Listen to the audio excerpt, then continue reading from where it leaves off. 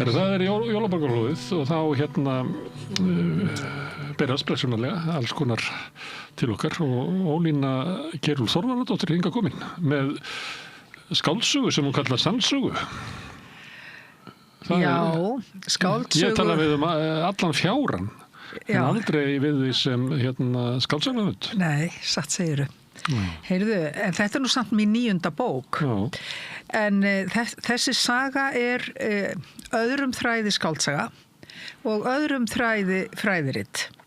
Þess vegna kalla ég hana sannsögu vegna þess að allt sem hefur gerst, allt sem ég læt gerast í þessari bók, allt sem sagt frá, það hefur gerst. En þú segir líka hluti sem þú getur ekki séð og veist ekki hvað það hefur gerst. Já, svo eru hlutir, bókin fjallar brennuöldina, tímabil í Íslandssögunni þegar fólk var handtekið, grunað galdur. Sem að þú þekkir eins og lófan á þér eins og sagt þú skrifaði doktorsritgerð Já, ég skrifaði doktorsritgerð íslensku brennuöldina sem svo kölluð, sem ég kalla svo. Það 17. öldin.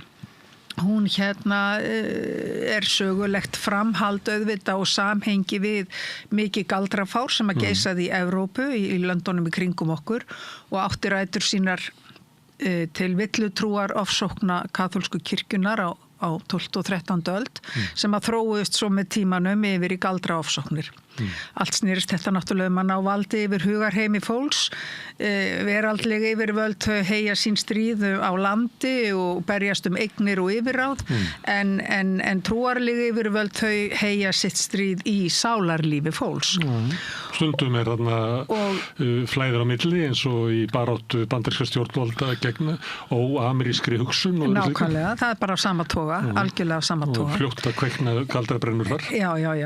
En við Íslendingar, við sem sagt við háðum 130 galdramál á 17. öld í 152 málafærslum fyrir Alþingi og lyktir þessara mála fyrir suma voru þær að 23 Íslendingar voru brenndir á báli lifandi fyrir sem sannaðir galdramenn. Og fleiri reyndar brunnu á báli fyrir aðrar sakir en það nú of langt mál kannski að fara út í það hér. En þegar ég var að skrifa doktorsritgerðina mína um þetta tímabil, síðustu aldamót, þá sótti á mig eitt tiltekið mál sem að ég hef ekki getað losnað við. Og það saga mæðginanna Þuríðar Ólafsdóttur og sonar hennar Jóns, sem ýmist sagður Þórðarson eða Helgason í heimildum. Þau fóru gangandi alla leið norðan úr Skagafirði og réðu sig til vistar í Selárdal í Arnarfirði, þar sem réði þá lögum og lofum prófasturinn í Selárdal, séra Páll Björnsson. Hann var giftur konu sem hét Helga Halldórsdóttir, þau voru stórættað fólk og áttu mikil ítök. En það var, ástandið í Selárdal var þannig að kona séra Páls, Helga, hún virðist hafa verið sinnisveik. Eða haldin einhverjum ókennilegum sjúkdómi sem engar skýringar fengust á. Eins og oft eins og nú stundum tilfellið. Og hún fær þá flugu í höfuðið að þetta séu illar hugsanir og galdrar frá fólki í kringum hana. Það ekki í loftinu, þannig að hún fekk þetta ekki bara, þetta spratt ekki upp og renna. Hún var alltaf gift Páli sem var mjög upptekinn af djöflafræði og galdrafræðum. Hún menntaður í Kaupmannahöfn og hafði augljóslega lesið þar til dæmis Nornahamarinn sem hann endursegir að hluta í sínum eigin skrifum. Þannig að það var mikil hugmyndafræði klerkana og klerkaveldisins á þessum tíma var mjög vaxandi galdraofstæki sem flutt var í kirkjum landsins. En ekki eðlilegt hjá Helgu að ég meina ef við vitum að þetta ekki þetta sem að vera og ekki þetta og þá lítur þetta bara að galdrar. Ég myndi ekki segja að vera eðlilegt en það kannski hægt að skilja það. Því að þetta gerðist víðar, þetta gerðist líka í Skutulsfirði þar sem að Eyrar klerkurinn Jón Magnússon taldi sig líka undir tróðinu og sálu kramin af galdra ofsóknum feðga sem að byggu þar innanlega firðinum á Kirkjubóli. Eins og segir í píslarsögu sinni. Eins og segir í sinni frægu píslarsögu sem seinna var svo nefnd. En sem sagt, í Selárdal búið að geysa mikið galdrafár og það búið að taka nokkra menn af lífi til að reyna að lina kvalir frúarinnar og fjölskyldu fólksins.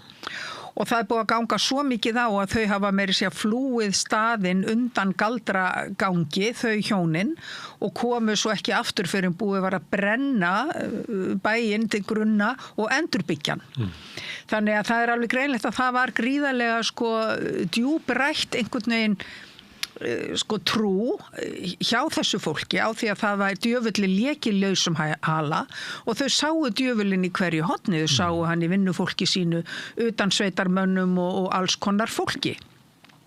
Og þarna koma þessi mæðgin, við vitum ekki hvað drengurinn var gamall, hann getur hafa verið fermingu, hann getur hafa verið tvítugt, við vitum í raun og veru ekkert þetta fólk vegna þess að í Alþingisbókinni, þar sem sagt frá örlögum þeirra, þá eru þau ekki einu sinni nafngreind. Þannig að þau voru mjög lítilsmegnug og við höfum eina færslu í dómabók Þorleifs Kortssonar, þar sem hann er að hvetja til þess að þau verði dæmt sek og minnir á það að þau eigi ekkert undir sér. Þannig að það virtist nú svona hafa verið svona einhver praktísk ástæða sem yfirvöld gátu notað eða fólk átti lítið undir sér, það var nú ekki mikið mál kannski að brenna það eða gat línað þjáningar einhverja meiri háttar manna eða kvenna. Það er ekki mikið eftirmál á því. En allavega að það sem sækir á mig, það er annars vegar örlög þeirra, hvað gerðist og líka það segir í annálum að þau hafi komist alla þessa leið fyrir utan hesta og ferjur og það eru mikil vatnsföll á þessari leið og það eru erfiðir fjallvegir á þessari leið. Þannig að því að ég er nú útivistarkona og hef gaman að gönguferðum þá sótti það líka svolítið á mig hvaða leið þau hefðu raunverulega farið og hvað þau hefðu verið lengi á leiðinni og þegar ég þóttist hafa áttað mig á því hvaða leið þau hefðu farið þá fór ég nú að kynna mér hana svona í pörtum og líka að gera mér í hugalund hvað hefði á daga drifið vegna þess að á 17. öld þá flosnaði fólk upp frá búum sínum og vinnufólk hafði vistaskipti og það voru gríðarlega margir á vergangi eins og kallað var að fólk hreinlega var á ferðum milli landshluta og milli sveita og sumir lifðu bara af því að vera á vergangi, þar að segja að flakka, koma við á bæjum, bjóða vinnu sína einhvern ótiltekinn tíma, þiggja mat og svo var farið á næsta bæ. Er það ekki bara 15% af fólkinu hérna samkvæmt manntalinu? Já, það var, ég hef ekki séð reyndar prósentutöluna en í annálum er til dæmis talað sum árin að þar hafi verið undra mikið af fólki á ferðinni. Og við vitum náttúrulega þjóðsögurnar okkar eru fullar af sögum af tröllum og huldufólki og útilegumönnum sem að getur verið háskalegt að komast í kynni við. Skildu þær sögur ekki hafa orðið til einmitt þegar fólk var að hittast í þokunni, ókunnugt fólk, eitthvað staður upp á fjallvegum og það sló í brýnu milli þeirra. Og fólk var kannski raunverulega hrætt við ókunnugt fólk og öryggislaust á þessum ferðum. Enda ef maður les annálana, þá sér maður að það var æði margt sem gat farið úrskeiðis og margt sem gat komið fyrir fólk. Svo lesa ég læt nú eitt og annað henda þessi mæðgin á þessari löngu leið sem þau fara og læt eitt og annað drífa á daga þeirra. Rúmlega meðaltal áföll þeirra sem að lifðu þennan þessa tíma. Já, sko, það er ég samt ekki vissum vegna þess að ég hef heimildir fyrir öllum þau atburðum sem ég lætu gangi í gegnum. Þó ég veit ekki hvort það hafi komið fyrir þau eða með þeim hætti sem lýst er hér.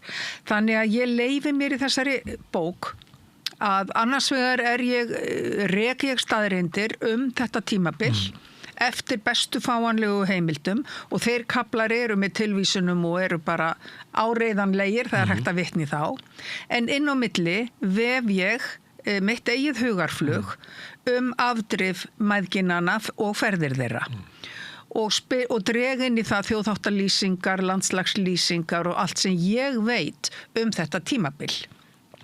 Þannig að við getum sagt að bókin sé skrifuð með samblandi af sagnfræðilegu og skáldlegu innsæi sem að mér langaði til að vefa saman. Þú verður að nota skáldlega innsæið til þess að geta sagt sögu þessa fólks. Já, og miðla tilfinningunni. Finnst þér að þú skuldir þeim að því að þau eru svo eiginlega sagan hefur skilið svo lítið þau skilið svo fáspor eftir í sögunni þessari sögu sem fínir kallar skrifa. Mér finnst einhver skuldað þeim eitthvað allavega og svo tekur það að vera sem ég svona svolítið tek að mér óbeðin vegna þess að það sótti virkilega á mig umkomuleysi þeirra og að umkomuleysi þeirra skildi vera notað gegn þeim og það skjalfest að það skildi vera notað gegn þeim og svo fór þetta náttúrulega ekki vel fyrir þeim. En ég var áðan að leika mér með Helgu að svona reyna að skilja það, hvernig hún bregst við. Og þú talar að bærin hafi verið brendur og ég meina, við getum bara ímyndað okkur að þetta hafi bara verið mygla. Hún getur, eða ofnæmi eða sjálfsofnæmi eða eitthvað, ég meina samkvæmt þekkingu þess tíma þá þetta ekki mygla heldur líklega ykkur galdra sko þegar prestar landsins eru farnir að predika í öllum kirkjum landsins djöfulsógnirnar sem að herja að mannkyninu og það eiginlega búið að æra fólk af galdra ótta þá er ekkert óeðlilegt að orsakasamhengið í hugum fólk geti brenglast svo litið þegar einhver veikist eða kind eða kýr drefst eða eitthvað fer úrskeiðis. Engar sjáanlegar skýringar og það verður einhvern veginn nærtækast. Eitt dæmi það til dæmis það sem ég nefndi áðan, kirkjubólsmálið fræga, sem við getum kannski svolítið nota til hliðsjónar. Þegar Jón Magnússon, prestur og Eyri í Skutulsfirði, verður sannfærður að Jónarnir tveir, feðgarnir inni á kirkjubóli í Skutulsfirði, séu hatursmenn hans, þá fer hann að finna til alls konar einkenna, undarlegra einkenna.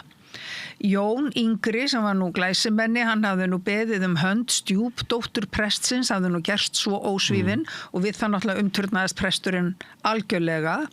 Presturinn ágirntist líka jörðina sem þeir bjuggu á, því það var dýr jörð og hafði áður verið í eigu kirkjunar, svo það voru alls konar hagsmunir þarna undirliggjandi, svo hann sakar þá galdur. En það sem hann notar því til rökstuðnings undarleg veikindi sem byrjað herja á hann og heimilisfólkið í byrjun aðventu, þarna veturinn 1655. Hann verður sjálfur veikur, hann finnur hvernig djöfullin leggst í líki hunds yfir brjóstið á honum og másar í eyrað á honum og læsir klónum í hálsin á honum og sérstaklega þegar hann situr við gisinn glugga í kirkjunni og að undirbúa messugjörð, þá fær hann þá blæs djöfullin í eyrað á honum. Hann með öðrum orðum, ef við drögum burt hans eigin skýringar, þá hann að lýsa þyngsli fyrir brjósti, hann að lýsa eyrnaverk og hálsverk. Og svo þegar þetta fer að breiðast út og fleiri fara að fá sömu einkenni, fólk titrar og skelfur á nóttunni svo gnestur í... Já, nákvæmlega, og það var náttúrulega það sem ég áttaði mig á þegar ég notaði bara aðferðir bókmenntafræðingsins til að aðeins að hreinsa skýringar Jóns sjálfs á því sem gerðist, þá stóð bara eftir ykkur hvað pest eða flensa sem hefur gengið í Skutulsfirði þennan vetur og hefur smitast á milli fólks. En orsakasamhengið var þetta, sko. En ætti það ekki að vera bara þekkt í sögunni að gengi flensa reglulega, hefur ekki gengið bara á haustin Já, nú skal ég ekki segja. Kannski gekk hún bara síður það gengur náttúrulega sóttir fyrr á öldum yfir land og líð og fólk dróst upp og dó og alla vega. En hvort að fólk gerði sig grein fyrir til dæmis smitsjúkdómum eða sjálfsofnæmisjúkdómum eða eins og ein konan sem að bar vitni gegn manni sem var ákærður galdur að hún þegar hún var stödd í hlöðunni að gráta sorgir sínar að því þau höfðu átt ykkur samskipti þá versnaði henni að öllum mun þá fekk hún verk fyrir brjóstið og gat varla andað og hún vissi að þetta var hans af hans völdum ég meina manneskja með heimæði sem leggst ofan í heiði til að gráta sorgir sínar, hún náttúrulega ekki, hún færi þetta andateppu og henni líður illa, en svona gat nú orsakasamhengi náttúrulega bara verið. Fólk, það var lítil þekking á sjúkdómum á þessum tíma. Fólk vissi ekki hvað bakteríur og gerlar voru. Fólk vissi ekki einu sinni á hverju bjór bruggaðist eða á hverju brauð hefaðist. Nei, það vissi bara að það gerðist. Þar síðustöld sem að fólk áður var litið á smásjóin var náttúrulega ekki komin, sko. Áður var litið svo á að það veri annarkot guð eða djöfullin sem veri að brugga vínið eða hefa brauð og þess vegna borðuðu við óhefað brauð í altarisgöngu svo djöfulli komist ekki til okkar. Þannig að það eimir að þessu öllu ennþá. Já, ég meina maðurinn hefur náttúrulega alltaf reynt að hafa sínar skýringar og alltaf verið að reyna að skýra lífið í kringu sig. Galdraöld hefur ekki geisað linnulaust, sko. Þannig að það er eitthvað sérstakt við þennan tíma þar sem að kveiknar hugmyndir að þess að djöfullin á meðaloss, að óvinnur sig á meðaloss náttúrulega meira þarna heldur en kannski á venjulegum tíma. Sko undirrótin að þessu náttúrulega valdabarátta kirkjunar sem byrjar þarna eins og ég sagði á 12. og 13. öld og byrjar með villutrúarofsóknunum. Þá þetta náttúrulega bara hrein og klár valdabarátta sem að gengur út að það ná valdi á sálunum, á sálarlífi fólks og kirkjan í raun og veru að skapa sér autoritet og hún stendur á sama tíma í átökum við veraldlega yfirvöld í Evrópu dómsvaldið, hverjum beri dómsvaldið. Þannig að það eru svona undirliggjandi grimm og erfið valdapólitík. En þetta breiðir úr sér, kirkjunar þjónar, þeir taka upp þessa hugmyndafræði, þeir breiðana út, þeir smita hvern annan af þessu og viðhalda þessu og næra þetta með sjálfum sér. Upphaflega þetta sem sagt kirkjan að berjast gegn þjóðtrúarháttum og alþýðu trúarháttum fólks á þessum tíma og að reyna að yfirtaka sem sagt hugmyndafræðina. Það engin tilviljun að postularnir eru 12. Já, ég meina það engin tilviljun að postularnir eru 12. Postularnir leysa af þú veist, gömlu goðin og messudagar ársins leysa af gömlu heiðnu hátíðirnar og kom í staðinn. Þetta bara allt eitthvað svona markaðsfræði að verulegu leyti. Hvernig hugmyndafræði kirkjunar stillir sér upp við hliðina á hennum gömlu trúarháttum. Og síðan náttúrulega breiðir þetta úr sér og þetta verður kennisetning ekki bara í kirkjum Evrópu, heldur líka í háskólunum og háskólaumhverfinu að svo miklu leyti sem það var til staðar. Þannig að smátt og smátt vindur þetta upp á sig, svo næri þetta hámarki þarna undir lok 16. og alla 17. öld. Og hlutir náttúrulega breytust ekki eins hratt út á þessum tíma eins og þeir gera á tímum samfélagsmiðlana í netvætum heimi í dag. Þannig að þetta tók nú sinn tíma. En samt hraðar en áður í formi brents. Já, það verður þarna mikil stigmögnun en svo bara hættir þetta eiginlega nánast skyndilega. Þarna undir lok 17. aldar og þá bara allt í einu þetta búið. Og það líka svolítið sérstakt. Það eins og bara á einhverjum tímapunkti hafi bara samfélögin hreinlega fengið nóg. Nú væri bara komið nóg og það bara einhvern veginn fjaraði út, já. En þegar við fjallaðum þetta í Evrópu þá svo stilt upp að þarna sé verið að brenna á báli konur sem hafa varðveitt þekkingu til náttúrulækninga og annað slíkt. Það sem svona formlega kirkjuvald karlanna á móti svona óformlegri menningu kvenna. Þetta ávallar við á Íslandi þar sem voru aðalega karlabrenndir. Já, Ísland skar sig úr að því leyti að það eru eiginlega bara karlmenn brenndir hér með 1 eða 2 undantekningum. Þetta að vísu það eru fleiri lönd sem þetta á við eins og Finnland, Eistland og svona það eru nokkur lönd þar sem að karlmenn voru í meiri hluta þeirra sem voru brenndir og það eiginlega svona lönd sem eru svona utan við megin kjarna hinnar mið-evrópsku hugmyndafræði. Í Þýskaland og Spáni og þarna niður nála í miðri Evrópu þegar þetta byrjar upp úr villutrúarofsóknunum þá þar það djöflafræðin sem að verður alls ráðandi og þetta verða hópofsóknir.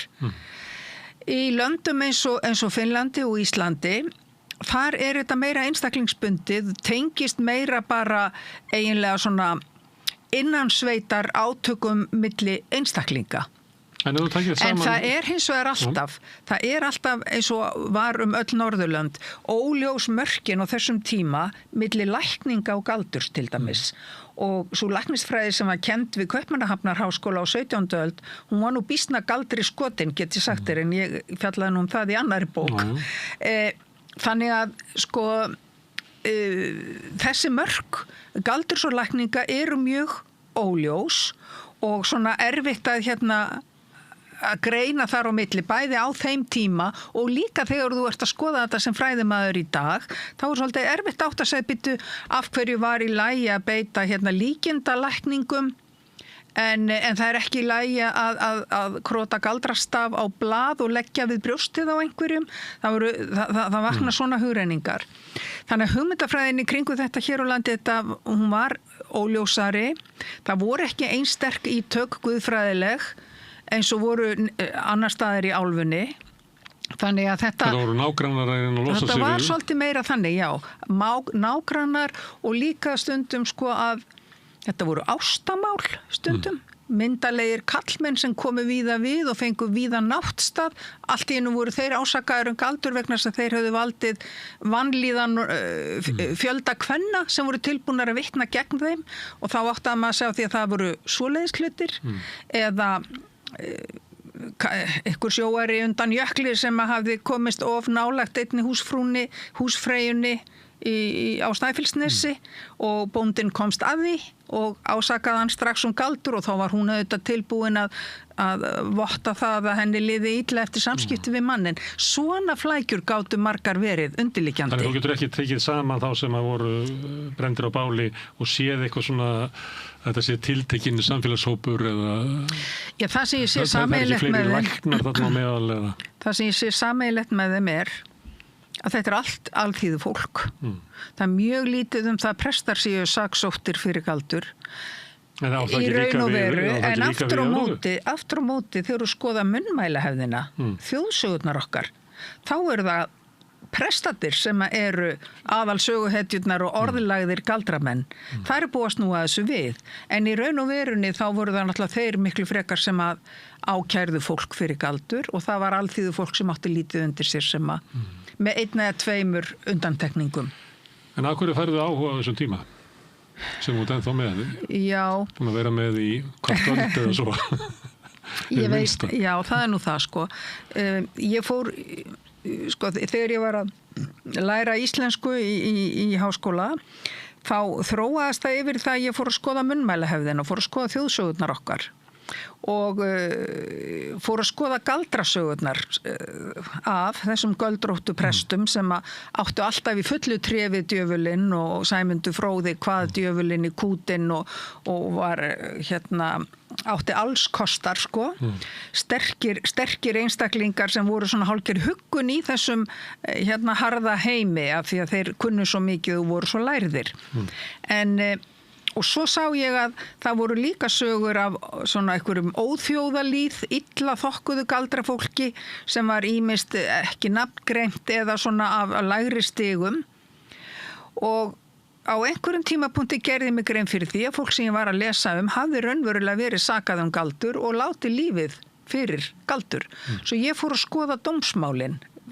Sko við erum búin nú að því að eiga alþingisbækur alveg bara í gegnum mörg hundruð ár skráða dóma og málafærslur. Þannig að það var hægt að fletta því upp hvað til var þetta fólk. Það var þetta sem leiddi mig svolítið á sporið og var þess valdandi að ég fór að bera saman eins og í doktorsritgerðinni minni málskjöl og munnmæli. Og það eru 2 ólíkir heimar. Þú getur lesið þar konu sem heitir Margrét Þórðardóttir sem varð gömul kona á endanum og slapp við galdrabálið og lifði langa ævi. En í munnmælum þá hún illa þokkuð galdrakind, kemur illa fram við fólk, fremur meingjörðargaldra og henni á endanum drekkt að sögn í innri Skarsá á Snæfjallaströnd. sem að aldrei gerðist.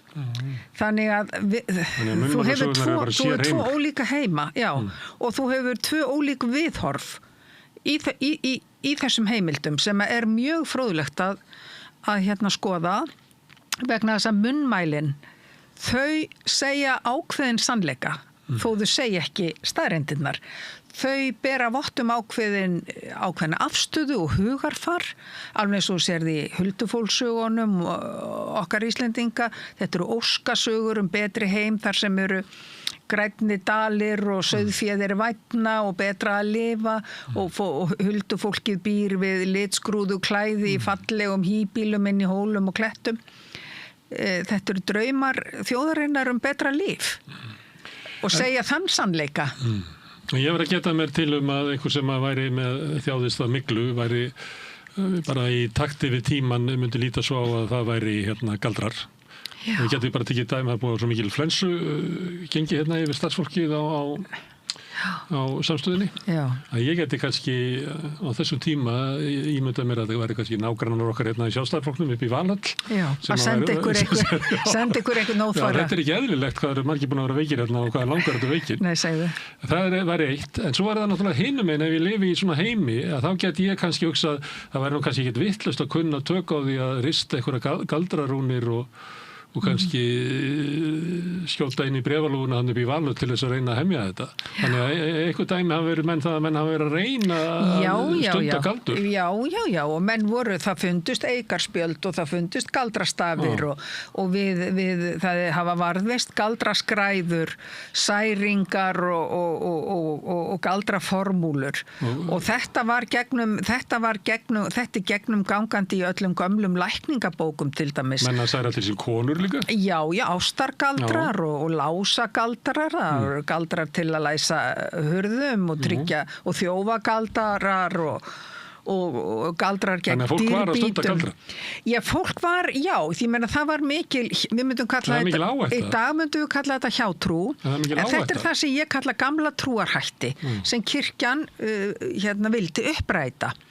Og gekk svona langt í því að hún málaði djöfulinn á vegginn og ærði söfnuðina. Já, en það má vera, ég má hafa alveg rosalega trú á virkni galdursins til þess að ég fara að stunda hann þegar ég á það hættu að vera brendur á báli. Já, en ég, nú veit ég ekki hvað fólk gerði sér grein fyrir því, hættunni, vegna þess að eins og ég segja, þá voru skilin milli til dæmis lækninga og galdra voru býsna óljós á þessum tíma og það var kannski ekki fyrir en lækningin mistókst sem að galdra ákæran kom. Því þangað til vildi náttúrulega engin stugga við lækninum sem að gat sært veikindi úr kunni og aðstóðað við barnsburð og svo framvegis. Svo þekkti í fælingarmætti í refsinga að afbrotamaðurinn hugsa kannski líkurnar á því að sleppa. Það skiptir meira máli heldur en hvað gerist ef ég er gripinn. Ég held líka að galdraiðja á Íslandi, þessir trúarhættir, þetta var svo mikið einkamál og fólk þetta var ekki það sama og boðað var í Nornahamrinum að nornirnar kæmu saman á stórum þingum og hefðu heilu orgíurnar og tilbæðu djöfulinn á einhverjum svona stórum samkomum. Þetta var allt annað sem var að vera hér. Hér voru menn kannski bara með sitt eikarspjald í einrúmi og þetta voru launhelgar í þeim skilningi að það var farið dult með og kannski var annar hver maður með eitthvað svona innan á sér og bara hendingu háð hver var varð svo fyrir ákærunni. Og lengi eimir af þessu er ekki Björk með galdrastaf teiknað með tattúraðan á uppaldingsvöðin. Já, ég meina það eru margir með ægishjálminn tattúveraðan á sig og það er náttúrulega það er eins gott að þetta kom ekki upp aftur og það er búið að tattúvera á sig og það eru ýmsir fallegir galdrastafir sem nú alveg þess virði að setja á sig fyrst að fólk er að tattúvera sig. En þetta með tengsla, ég lék mér áðan að því að vísa í McCarthyisman og við erum svo sem hefur verið að lifa á sluðs tíma núna, það er að ganga McCarthyismi yfir Bandaríkin núna hvað er óamerísk hegðun og óamerísk afstaða. Akkurat. Og við erum nýkomin, kannski ég veit ekki hvað þessu komin út úr þessu sem var í svona sem ég vil kenna við vókið en var svona slaufunarmenningin. Veit ekki hvað hún sé ennþá.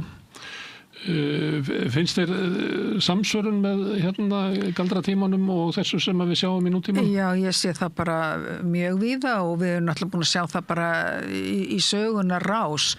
Við sjáum bæði á þessu, hún nefndi McCarthy, kommunista ofsóknirnar í Bandaríkjunum á dögum McCarthys. Við sjáum Rohingya ofsóknirnar sem voru fyrir ekkert svo löngu í Afríku. Myanmar stöðuna. Ég tala nú ekki gyðinga ofsóknirnar í Þýskalandi á Hitlers tímanum og það sem að gerast núna í Bandaríkjunum minnir að verulegu leyti á þetta. Það að segja að það er búin til að dregin upp mynd af ógn og svo ógn hún er ósýnileg en hún er samt til staðar. Óvinurinn á meðalós. Já, óvinurinn er á meðalós og hún smeygir sér inn í samfélagið og grefur undan hennum góðu gildum. En þá kemur bara spurningi, hver á að skilgreina hinn góðu gildi? Það er náttúrulega þeir sem búa til hugmyndafræðina sem skilgreina það og bjóða svo lausnina í formi einhverja aðgerða sem að hentar þeim að setja fram. Þannig að þá byrja fólk að vera vart sig eða fylgjast með náunganum, hann geti verið óvinnur. Já, ég meina, í sinni ítrustu mynd þá fyrir þetta út í það, alveg eins og gerðist á gyðingatímanum þegar nágrannar voru að vísa á gyðinga í felum og annað þess áttar eða benda á að þessi ætti líklega ættir til gyðinga rekja og svo framvegis til að koma sér í mjúkin hjá yfirvöldum og tryggja sína eigin stöðu. Þetta er bara gamla sagan. Þetta gerist náttúrulega æði oft og yfirleitt. Það er svolítið sorglegt að mennskan er svona þunn skán. En það er svo umhugsunarefni. Hvers vegna er mannkynnið einmitt svona? Hvers vegna er það tilbúið að ganga svona langt eins og í sambandi við þessar ofsóknir kirkjunar gegn alþýðu fólki alla Evrópu að geta tekið fólk tugþúsundum saman og brent það á báli í nafni einhverjar hugmyndafræði. Það er alveg með ólíkindum en þetta hefur bara gerst aftur og aftur. Fólk var brent, var það ekki hugmyndinu svo að við varum að gera þessu fólki gott? Já, svo var náttúrulega þetta var eiginlega leiðin til sálhjálpar fyrir það að vera að brenna. Já, eldurinn, hann hefur mikla trúarlega skírskotun. Njáll segir að Njáll á Bergþórskvoli, já, hann segir að ekki brennum við þessa heims og annars. Þar höfum við, og það er Guð gæti ekki verið svo slæmur. Já, og menn trúðu því að hugmyndafræðin var svo að eldurinn hreinsaði þig og ef þú brinnir hérna megin þá færir þú ekki vítislógana hinum megin. Og það að taka upp þessa líflátsaðferð að brenna fólk á báli, það sýnir það líka hvað í raun og veru, hvað var litið alvarlegum augum á það að þjóna djöflinum eins og það var kallað. Ég meina, það var ekki farið svona með þjófa eða morðingja, en það var farið svona með galdrafólk og það jafnvel án tilhlýðilegra sannana því að oft á tíðum eins og mín athugun hefur leitt í ljós og líka athugun sem Árni Magnússon og Páll Vídalín gerðu á sínum tíma á 18. öld að sannanir voru oft ekki til staðar einu sinni og málafærslan var öll í skötulíki, jafnvel. Þannig að það var líka mjög mikið athugavert við réttarframkvæmdina á þessum tíma. Það var eins og bara áróðurinn og ásetningurinn réði för hjá þeim sem að voru gengu harðast fram í þessum ásóknum. En annað svona varandi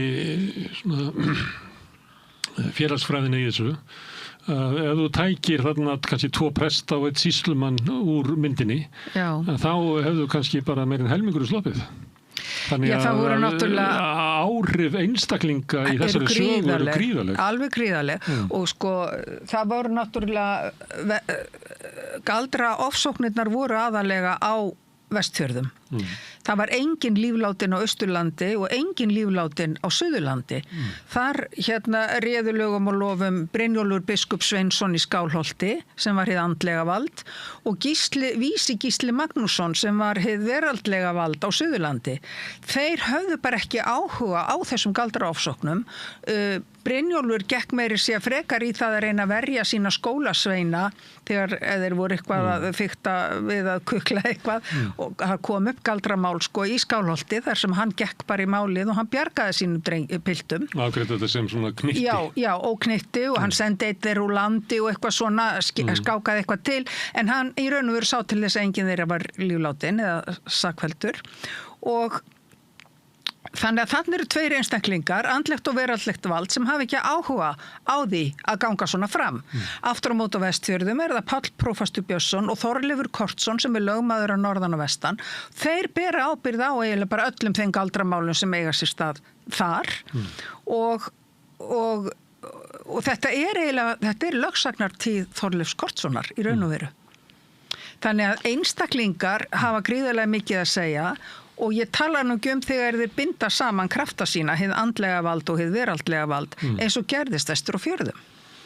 Mætti þá ekki sjóða upp úr þessu svona leiðbeininga til embættismanna þannig að við fáum fleiri sem að brenna fólk ekki og færri sem að brenna fólk? Já, ég meina það kannski bara mikilvægast að fólk, ég agitera nú alltaf fyrir sakfræðinni, að fólk lesi söguna, að fólk skilji söguna. Hvað veldur því að þessir menn sem að verða svona grimmir, hvað veldur grimm þeirra og hvað veldur því að þeir sem eru ekki standast straumtímans?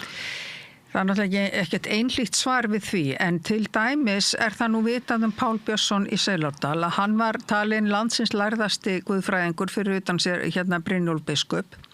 Hann var víst glæsimenni.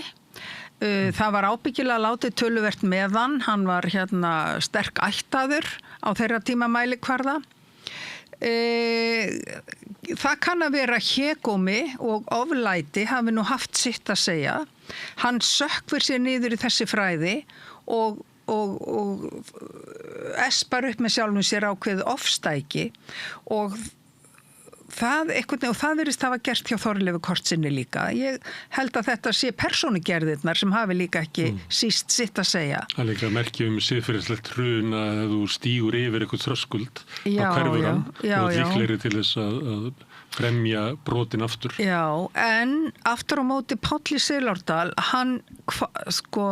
þetta hjaðinaði hjá honum sjálfum. Hann í raun og veru þegar hann orðinn gamall maður eða svona jákomin og efri ár þá hættir hann að stúdera þessi djöflafræði, leggur þau frá sér og fer að þýða Nýja testamentið. Og þá bara eins og það birti einhvern veginn yfir öllum hans hugðarefnum og og þessi galdra vitleysa öll að hún fjarar út. Samfélagið hefur náttúrulega spilað þarna inn í vegna þess að kannski getum við sett það í embættismannaskýrsluna ef að embættismaður sýnir af sér mikla grimmd þá skal hann falið að þýða Nýja testamentið eða hugsa mig að snúa sér að hollari viðfangsefnum getum við sagt. Nei, ég meina en auðvitað þarna var náttúrulega ýmislegt farið að verða íslenskum yfirvöldum mótdrægt í þessum galdramálum. Fyrir það fyrsta þá höfðum við náttúrulega ekkert leyfi til að brenna fólki héraði eins og var helmingur af þeim sem voru líflátnir á Íslandi fyrir galdur voru brenndir í héraði. Fyrir því var engin lagastóð og konungur var í tvígang búinn að reyna að minna Íslendinga á það að þetta væri ekki góður skikkur og sem nú svolítið merkilegt vegna að það geisaði gríðalegt galdrafár í Danmörku en þeir vönduðu sig betur við málafærslurnar einhvern veginn. Þannig að það tvisvarsinnum búið að minna Íslendinga á þetta og á endanum þegar Sveinn Árnason tekinn af lífi í Arngerðareyrar-skógi 1683 þá þótti sú málsmeðferð svo báborin að sagan segir að landfógeti hafi verið bara sendur af konungi vestur á firði til þess að veita yfirvöldum þar tiltal varðandi framkvæmdina á galdramálunum. Þannig að það var nú eitt og annað svona farið að fjara undan þessu mikla ofstæki. Yfirvöld í Danmörku allavega hafi gert sér grein fyrir því að það væri hættulegt að leyfa þessu að svona grassera í héraði. Grassera með þessum hætti sko að það væri ekki farið að lögum og annað. Það átti að fara með öll svona mál sem voru í lífs- og ærisökum, það átti að fara með þau til hæsta dómstóls sem var þá Alþingi, eða jafnvel sko yfirrétturinn í Kaupmannahöfn. Að minnst á kosti var ekki forsenda fyrir því að brenna fólk í túninu heima. Við getum sett það í embættismannaskýrsluna að það væri eftirlit áfríunar möguleika. En þú ert búin að vera stúdera galdur lengi, ertu göldrótt? Soldið? Nei, ég segi svona. Nei, mér finnst gaman að velta fyrir mér og skoða trúarhætti fólks og hið andlega líf þjóðarinnar. Ekki síst þetta falda, sko þetta trúarlíf sem er eiginlega svona bælt undir einhverju boðun ofanfrá. Þú veist, hvort við köllum það galdra eða hvað það er. Mér finnst mjög gaman að velta þessu fyrir mér og skoða samhengi þess við bara bókmenntir okkar, menningarsögu og ýmislegt í þeim dúr. En hins vegar er ég náttúrulega, eins og margir, ég er náttúrulega að vissu leyti trúhneigð kona sko á mitt andlega líf, en alveg laus við boðun, þannig að þú getur alveg verið rólegur. Ertu að vestan? Ég er að hluta til að vestan, já. Ég er að vestan og austan. Ég spurði eins og galdramann, hvernig get ég eignast sáleikus? Og þá sagði hann, gerðu nú greiða. Svolítið klókt svar. Það er svolítið gott. Þetta var maður sem að ég hefði séð fremja galdur. Ég hefði ekki séð galdurinn, ég hefði bara séð afleiðingarnar. Það var þannig að við bjuggum saman í húsi og svo var það svona sérstök stað, þetta var svona hálfpartinn svona fjölskylduhús og það ætti fólk sem að tengdist eigundunum að koma inn og flytja og það hefði svona breytt svolítið andanum í húsinu sem var mjög góður. Þannig að við spurðum hann hvort að hann geti ekki framið galdur til þess að koma í veg fyrir þetta. Og svo kom fólki sem ætlaði að flytja inn, það var ungt par og voru að bera bara svona kassa og konan lappar inn á undan með kassa, snýsir svo við og kemur út með hann aftur og segir við unnusta sinn, nei, við flytjum ekki, við erum hætt við. Já, ok. Hún hefur fundið eitthvað þannig í þessu. Ég kann enga skýringar, en ég veit bara þessi atburðarás. Við verðum bara að gera okkur grein fyrir því að það er fleira milli heimins og jarðar en við skiljum sjálf. Og það væri heimska, það væri algjör fáviska að ætla að afneita því öllu. Og ég er alveg viss það að þú hefur þínu lífi upplifað eitt og annað sem þú hefur engar skýringar á og það hef ég sannarlega gert. Og ég hef líka séð hvernig bæði hugarorka, máttur bænar og þess áttar hvernig það virkar og hefur áhrif á líf og atburði í kringum okkur. Og það er engin tilviljun að mannkynið sækir hefur ákveðna trúarþörf. Það er engin tilviljun að við lítum svo á að það sé eitthvað æðra okkur, við lítum flest svo á að eitthvað sé æðra okkur og að eitthvað geti haldið verndarhendi yfir okkur og að við getum ákallað og beðið og haft áhrif með hugsunum okkar. Það er engin tilviljun að öll trúarbrögð snúast í raun og veru þetta. En vandamálið er svo þegar valdastofnanir fara að vinna með þetta til að auka völd sín og ítök í veröldinni. Það er bara annar handleggur. En að trúa á eitthvað sem er óskiljanlegt eða jafnvel æðri máttavöld og allt, það er eitt. Galdur er náttúrulega það að breyta einhverju hér í veraldlega heiminum til þess að áhrif á hinn heiminn. Er það ekki? Já, það er þú ert í raun og veru eitthvað á spýtuna. Já, þá ertu í raun og veru þegar þú gerir það, þá ertu að kalla til þín öfl til að hafa áhrif í heiminum. Ef að þú gerir, en hver er munurinn á því að biðja fyrir veikum manni eða að fremja heillagaldur til að reyna að lækna? Hver er munurinn? Hvað til dæmis hvað ritualið hjá kaþólsku kirkjunni og bara og líka í lúthersku kirkjunni að borða oblátuna, drekka vínið og tala líkama og blóð Krists. Hvað það? Þetta eru myndgervingar þar sem verið að ákalla æðri máttavöld með einhverjum sjónrænum hætti til þess að hafa blessun og hafa áhrif. Þar sem skilur milli hins vegar kannski galdramannsins og hins trúaða, það hvað maður segja, það hérna tilgangurinn. Er tilgangurinn eigingjarn eða hann gefandi? Það kannski það sem þarna liggi ykkur mörk að mínu viti, en oft eru þessi mörk bara býsna óljós vegna þess að trúarhættir og siðir, sköpun og listneigð, allt þetta eitt eða annað form af galdri. Við getum tekið annað dæmi. Ég veit ekki hvort þú ert íþróttamaður, hvort þú gaman að því að fara fótboltaleiki. Já, það var. Þetta fjaraði út hérna. Sko, Agni-8-bálkurinn í Afríku, þar galdraiðkun, ein galdraiðkunin sú að þegar karlmennirnir eiga í 8-bálkastríði, þá safnast konurnar í kringum eldin, þær setja á sig grímur sem tákna eiginmennina og þær dansa í kringum eldin og hrópa nöfn manna sinna. En þegar þú ferð á leikinn og 20.000 manna saminast bara í einu hvatningarhrópi þegar sóknin hafin og úrverður mark. Sannfærðum að hafa áhrif á leikinn. Og hefur sjálfsagt áhrif á leikinn, það oft kallað á áhorfendur og sagt viljiði koma og styðja landsliðið. Það út af þessu hópefli sem verður til. Ég menn þetta sama hegðun. Hvað eru dansleikir þegar kortir fyrir 3 leitin byrjaði í gamla daga og böllunum í gamla daga. Bara gamlir frjósemis siðir. Algjörlega það sama og fólk var að gera niður í Evrópu.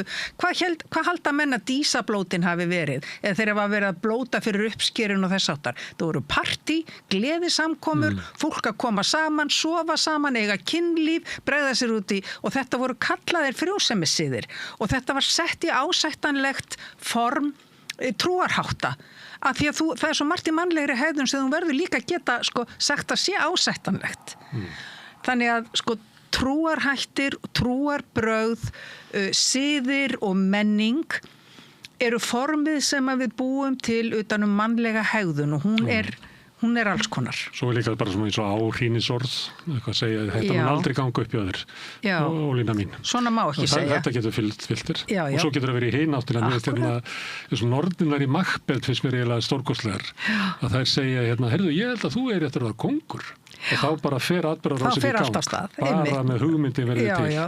Og hann reynir að bæginni frá sér og finnst skrítin. Og svo settlast hún, kannski geti orðið kongur. En bara það að koma hugmynd inn, með því að segja eitthvað, þá opnar þau eitthvað. Og þetta bara staðreind.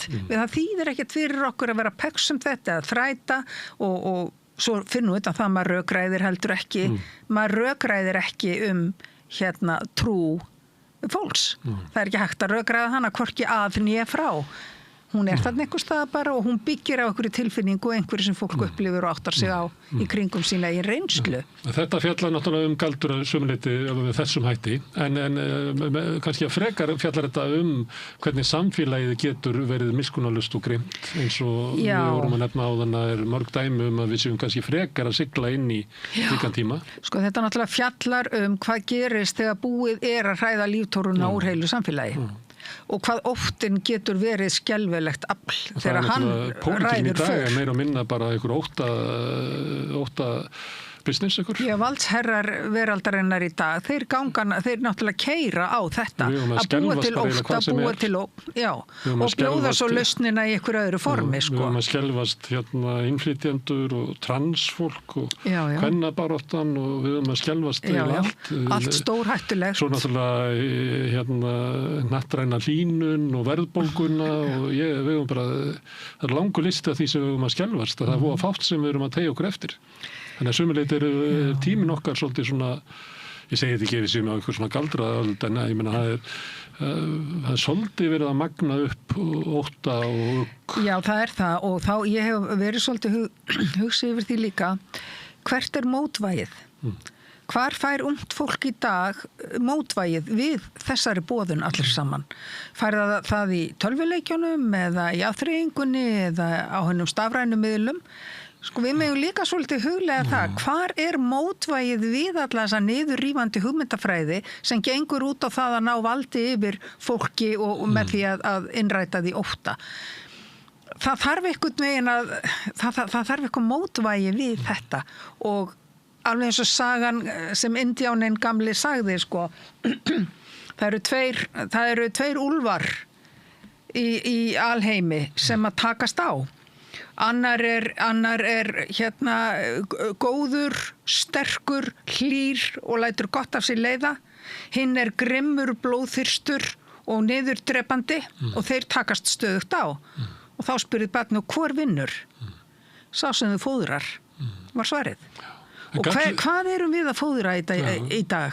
Hvað fær ungt fólk? Við fóðrum það sem hefur mesta hávaðan því miður og það er oft þannig að sko, ef við segjum bara hið illa, þannig að úlfurinn, að þá er það oft svona mikil hávaði og læti á meðan að mótvægið er oft mjög lágstemt.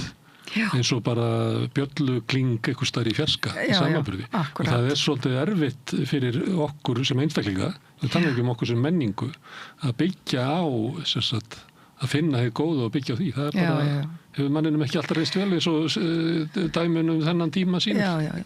En þá skiptir máli náttúrulega að styðja við það sem telja má uppbyggilegt og það sem getur hvetur fólk til að hugsa, hvetur fólk til að líta gaggrínum augum á eitt og annað sem í kringum það er, styðja við listir og menningu og þess áttar hluti sem geta verið miðlandi, sko, afþreying er eitt, en svo er það þessi hljóðláta menning, uppbyggilega menning sem að skiptir máli og við þurfum líka að næra og huga að. Sem við höfum að treysta á líka. Það sem þú treystir á það að þeim Guðs að ykkur. Einmitt. Er það gaman að fá þig að tala bókina þína og til hamingju með hana. Takk. Og tala þessa spennandi tíma galdrúllera. Takk fyrir að bjóða mér, takk. En við ætlum að halda hér áfram við Rauðaborð, við erum alltaf reyna að skilja hana heim sem alltaf breytist. Næsti kafli eftir augnablik. Jæja, krakkar. Þetta síðasti dagurinn minn. Ég ætlaði náttúrulega aldrei að fara að vinna sem leiðbeinandi. Ég hef náttúrulega aldrei lært þetta að kenna. Ég lærði nefnilega hagfræði. Hæ krakkar, ég er nýji kennarinn ykkar. Ég er búin með 5 ára kennaranám og ég hlakka til að vera með ykkur þangað til þið útskrifist. Fjárfestum í kennurum. Kennarasamband Íslands.